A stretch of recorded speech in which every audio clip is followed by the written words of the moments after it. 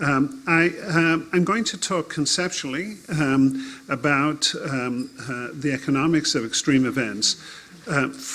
From my perspective as an economist, I'll be talking about future as well as current research. What I want to emphasize is when you look at the impacts on biota, on societies, on economies, they are tremendously heterogeneous. They differ on the south side of a mountain than on the north side of a mountain. In a water district that is mainly dependent on groundwater than one that is dependent on surface water and so on. So the picture becomes extremely fragmented. You go from global climate models covering the whole Earth to an extremely fragmented physical reality, and then you add societies. We have maybe 600, 700, 800 water districts which supply farmers and cities with water. We have local governments, we have flood districts, and so the economic dimension fragments things even further. So that talking about climate impacts in general and extreme events in particular is very complicated because of this heterogeneity. And a point that is essential, it's something that Steve Schneider always emphasized, was really managing climate impacts, managing adaptation is an exercise in risk management.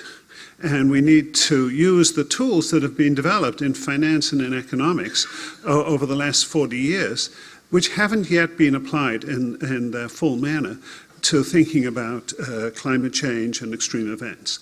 So briefly, this is a schematic which emphasizes that economists come at the end of the food chain. That is, you have to figure out emissions, you have to translate emissions into changing global atmospheric conditions and then into changing patterns of weather. And then you have to translate that into physical things, different runoff, different stream flow, different reservoir releases, different shrubbery conditions, different fire risks, and so on. And that's the second to the last box. And then you have to translate that into the effects on people, on societies, on economies. And you can only do the last step once you've got the previous steps completed, once you've worked out those details. It's a strength, in my view, of the PEER program that it has adopted an iterative approach. We are now on our fourth or fifth assessment, going back 11 years. At each iteration, we've added more detail, we've added more scope, we've added more sectors. And so we are getting a rich enough body of material to start coming to grips in a systematic way with the economics. But the economics lags behind because you need all the ancillary detail to be worked out beforehand. Now, there are two things which generate an extreme event. One is you have an extreme weather event, unusual heat, intense precipitation, or something like that. And that will trigger changes in vegetation, in stream flow, and so on. And then, depending upon, let's say, the people who receive the water, who rely on the water, the people who live in the areas that are fire-prone, those things will generate consequences for the humans. And so with extreme events, it's a combination of extreme weather conditions and pushing the system. So you have extremely low flows or extremely high, an extremely large amount of fuel that can trigger a large fire that you get to the large consequences. So it's both the change, it's extreme weather conditions, and then extreme reactions to those weather conditions that are at work. So the diagram on the left is one Sasha showed earlier this morning, and the point is, you can have a given % increase, say, in mean temperature leads to a proportionately larger increase in the probability of passing a temperature threshold. So you have an exponential increase in the likelihood of an extreme. That's what the left diagram says. The right deals with the consequences. You can think of the horizontal axis as being the temperature change or some other trick, and the vertical axis as being the damage in physical terms or in economic terms. And a crucial issue here is the shape of the damage function. If it's a linear function, like one of those curves, then essentially the damage increases proportionally with the stimulus, with the temperature increase. If it's curvilinear, then the damage increases disproportionately more.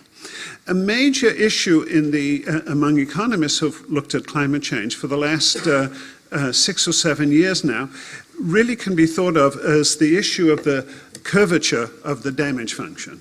And through the work of Marty Weitzman at Harvard, it's become clear that if the damage function is highly curved, then there are potentially very severe effects from climate change.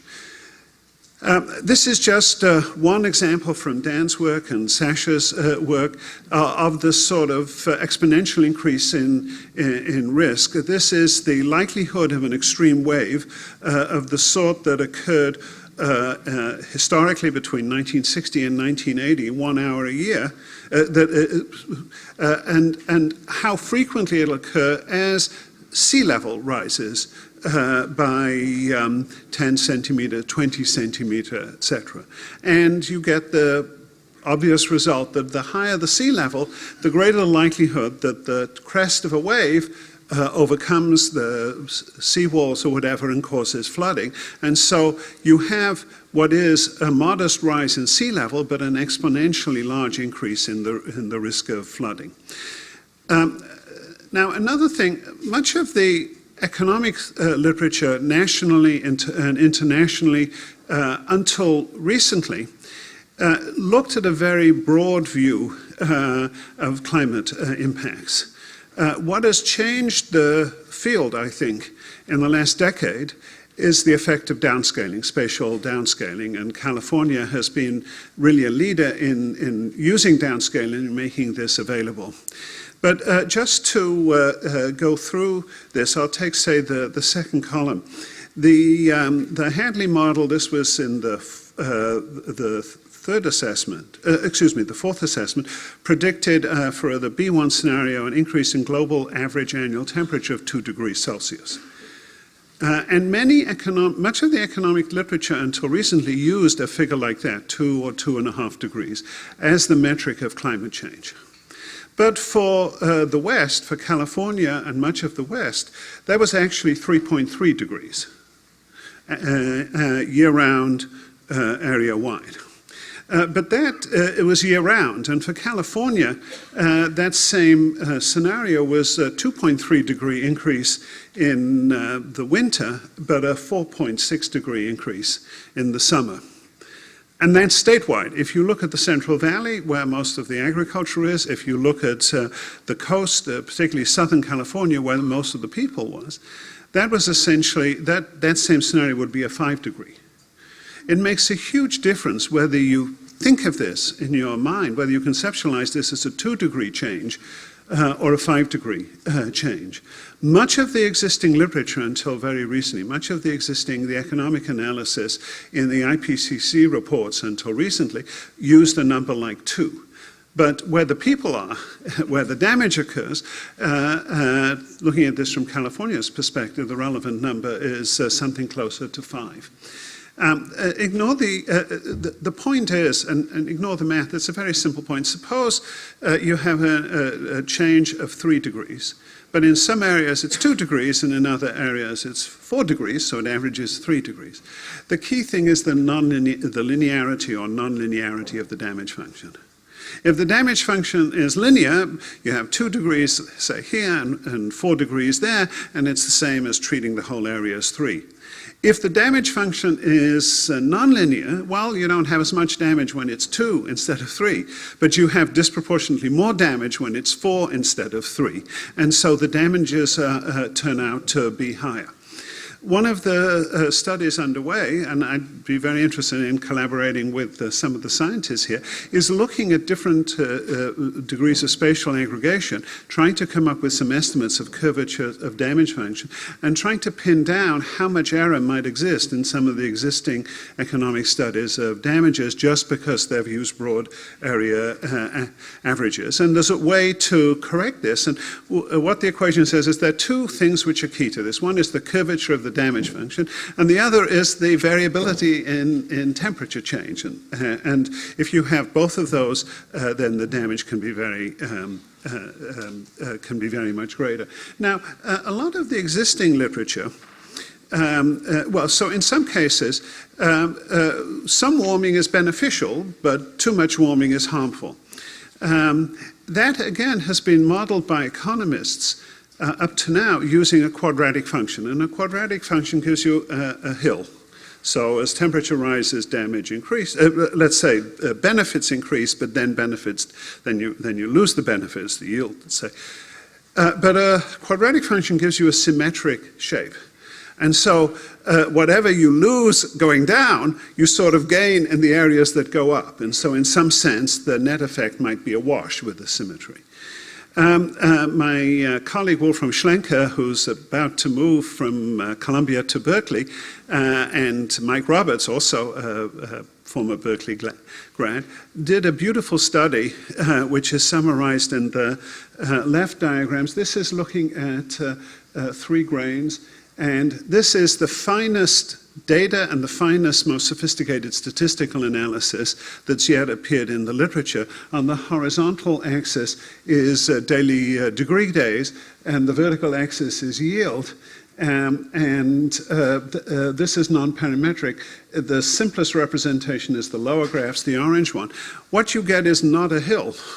What you get is what I call a mesa. Warm temperatures have an effect, but a modest effect in raising yield. But when you turn a threshold, you fall off a cliff. And so there is no symmetry. What you gain for the increase in temperature is much less than what you lose if temperature gets too warm. The diagram on the right is a version of a diagram Max has shown you. And the context is energy use for, say, space heating. If it's warmer in winter, we'll use less energy because we'll need less heating.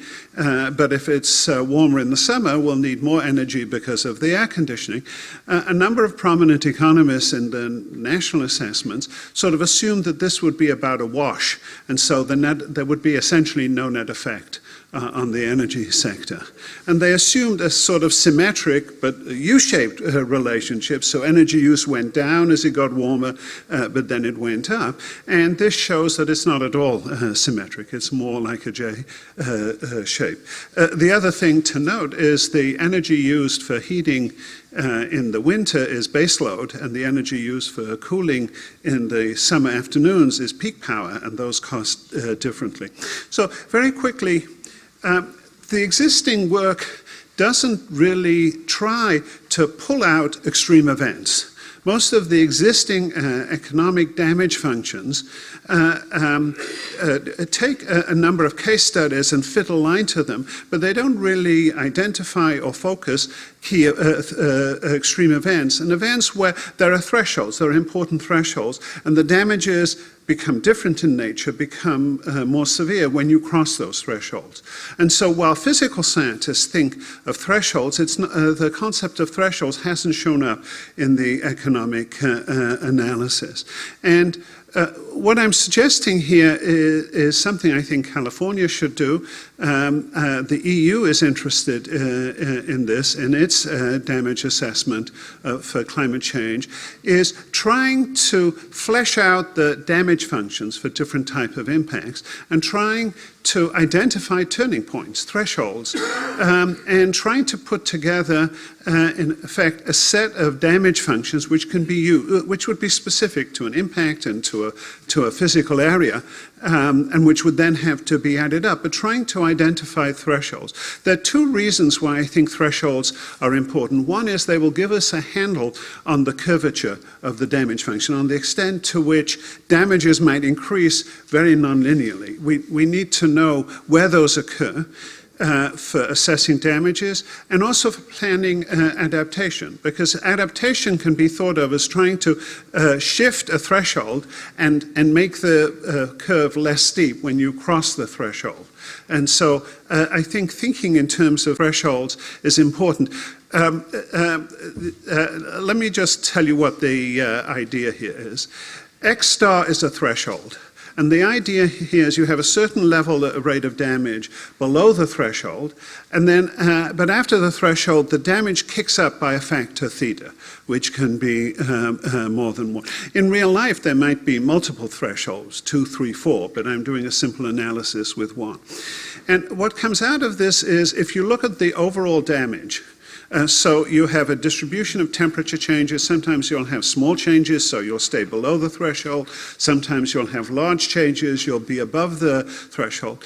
This would be a formalism for trying to calculate the proportion of damages due to extreme events, defined as temperature changes when you go above a threshold, versus the proportion of damages associated with temperature change and events that are not extreme.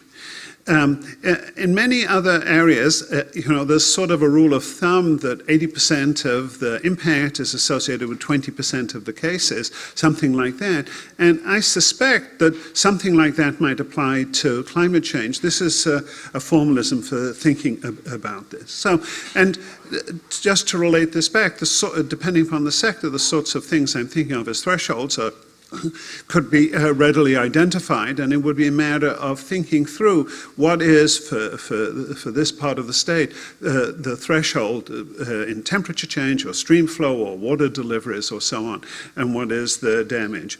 I'm going to end up quickly with just a couple of economic examples. And so one from a study the Energy Commission did, and looking at beach recreation in Southern California using a model I helped develop, and the value of the beaches in Orange and LA counties. One of the things they simulated, and this is work that's being refined at Scripps, is the damage, the erosion to beaches in a storm, in an El Nino year, in a series of stormy. And they found that an extreme event consisting of massive beach destruction from high waves could cause as much damage in 1 year as the damage you get from gradual sea level rise over multiple decades. And not surprisingly, the damage differed very spatially in the communities by the coast where, who would use these beaches. There was a big hit. In other communities, there was less of a hit because they could go to other beaches on the coast they could substitute. The other example is work I did with colleagues looking at water supply in Southern California, changes in surface water availability, which might trigger shortages in metropolitan service area. The first column identifies the number of years where the supply would fall short of demand by 5% or more. And this has happened in the sort of historical record. The baseline was 7% of the time. And under some climate scenarios, that doubled or increased fourfold.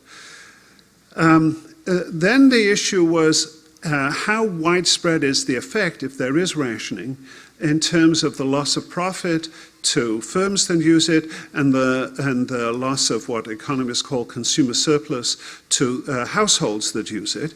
And the second column shows, again, in a year where there is a shortage, the loss is more widespread. The economic cost to firms and to households is bigger. And you put those two together, the probability of a shortage event and the economic loss, and that is the third column. And then the other columns look at securing additional water supplies, the cost of that, to keep the risk of outages down. The point is, the losses are driven by rationing events, where there's a sufficient shortfall that you have to limit supplies to users. The last point I want to make, and picks up on what I said at the beginning, is if it's true that most of the economic impacts occur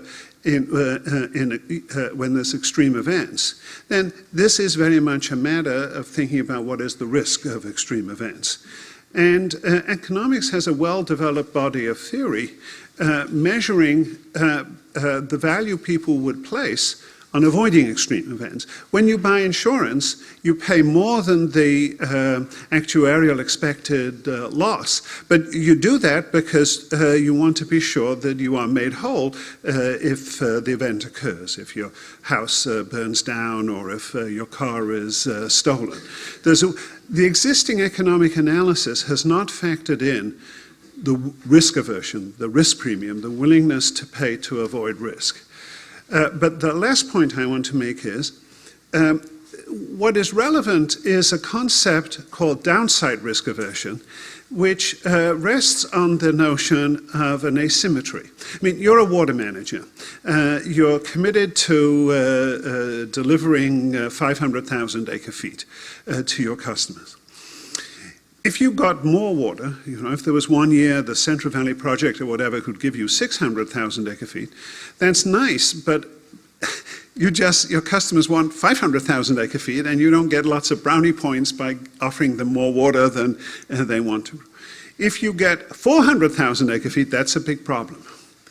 The conventional measures of risk, like the variance, give equal weight to outcomes on the high side and outcomes on the low side. But in many cases, we care more about outcomes. We worry more about outcomes on the low side than we get thrills from outcomes that are unusually high. And this is a concept that was developed in the financial literature in the 1970s. If you run a fund, a hedge fund, you might get returns above average or you might get returns below average. You care a lot more about going bust than you care about getting unusual returns for your investors. And so there's a framework for looking at the risk premium against downside risk, as opposed to risk in general.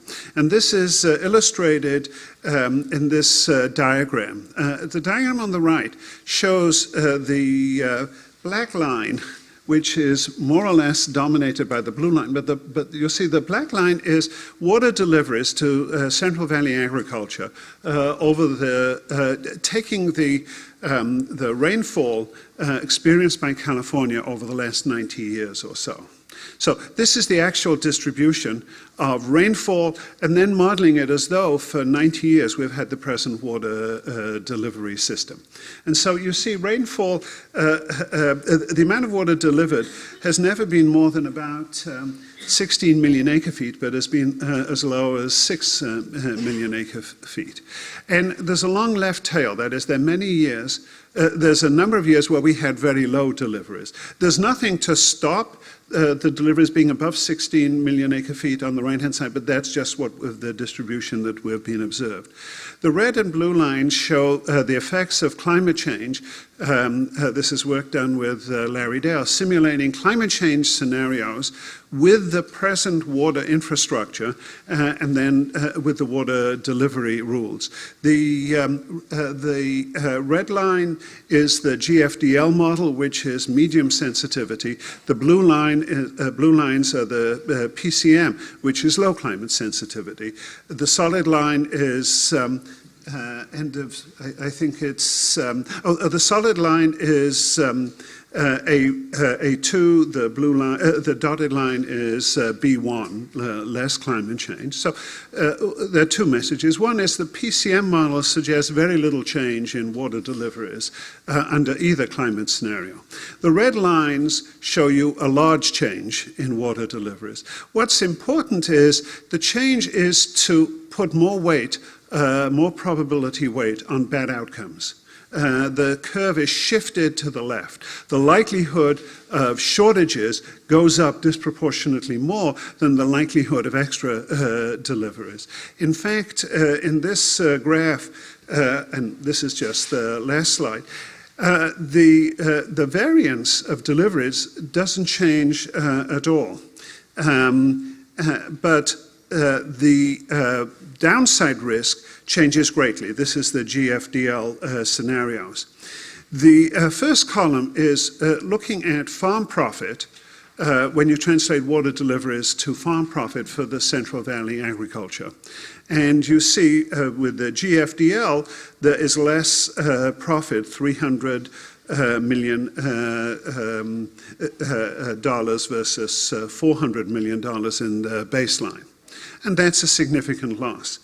The next column throws in the risk aversion factor associated with downside risk. And the last column is the loss if you look at the willingness to pay of farmers to avoid risks in their profit. And what comes out of this is with the GFDL scenario, factoring in risk aversion increases the estimate of loss by almost half. In other words, risk aversion has the potential to make a big difference when looking at extreme events, and in this context where the extreme events increase downside risk. Thank you.